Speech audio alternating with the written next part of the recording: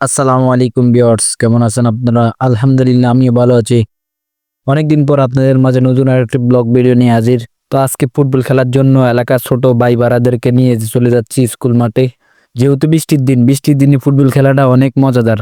ছোট ভাই রায়ান আর ভাতিজা ইমন শান্ত তারা প্র্যাকটিস করতে যাচ্ছে।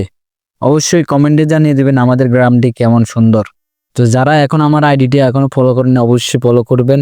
তো দয়া করে ভিডিওটি ভালো লাগে শেয়ার করবেন। তো ফুটবলটা প্র্যাকটিস করতে আমরা স্কুল মাঠে পৌঁছে গেলাম। তো স্কুল মাঠে আইসে আমরা সবাইকে ভিডিও করে নিলাম।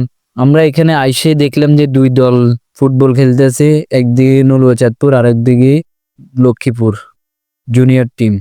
তারপর আমাদের খেলা হবে নৌলচাঁদপুরের সাথে, দুর্গাপুর বনাম নৌলচাঁদপুর। তো এইভাবে বৃষ্টির দিনে কারা কারা ফুটবল খেলেছেন অবশ্যই ভিডিও কমেন্টে জানিয়ে দিবেন।